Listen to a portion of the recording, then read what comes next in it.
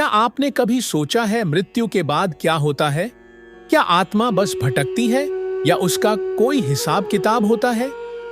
आज हम आपको सुनाएंगे गरुड़ पुराण में वर्णित एक ऐसी कथा जो जीवन को दिशा देती है और मृत्यु के बाद की यात्रा को उजागर करती है।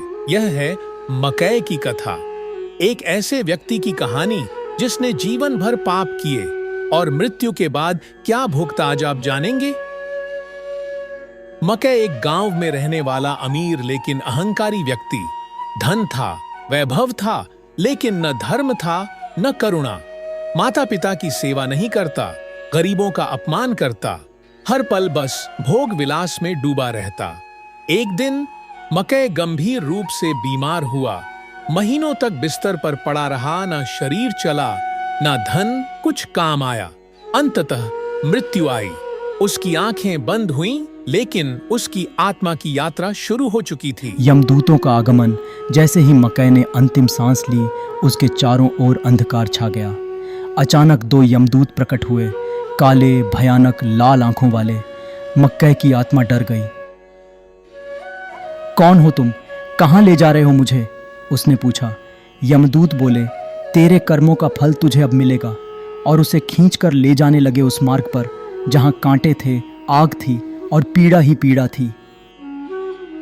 मृत्यु के बाद की यात्रा। मकई की आत्मा को नरक की ओर ले जाया जा रहा था। रास्ते भर उसे अपने किए हुए पाप दिखाए जाते।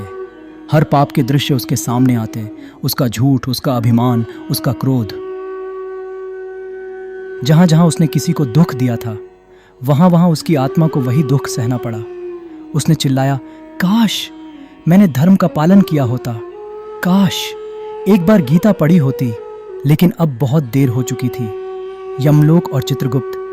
अंत में मकई की आत्मा यमराज के दरबार पहुंची। चित्रगुप्त ने उसका जीवन खोला। हर पाप का लेखा जोखा मौजूद था। यमराज बोले, तेरे कर्मों में एक भी पुण्य नहीं, अब तुझे 84 लाख योनियों में भटकना होगा। मकई रो पड़ा, मुझे क्षमा करें, क्या कोई उपाय नहीं? यमराज बोले, उपाय जीवन में होते हैं। मरणोपरांत केवल तेरे वंशज तेरा श्राद्ध, पिंडदान, दान पुण्य करके कुछ शांति दे सकते हैं। संदेश और चेतावनी। गरुड़ पुराण यह कथा हमें क्यों सुनाता है? ताकि हम चेतें, जीवन रहते धर्म का मार्ग अपनाएं। झूठ, मांस, हिंसा, अपमान, ये सब आत्मा को बंधन में डालते हैं।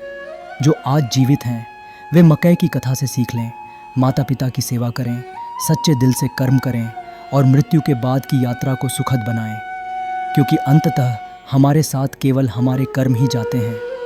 अगर आपको ये वीडियो पसंद आया हो तो चैनल को सब्सक्राइब करना न भूलें और बेल आइकन ज़रूर दबाएं।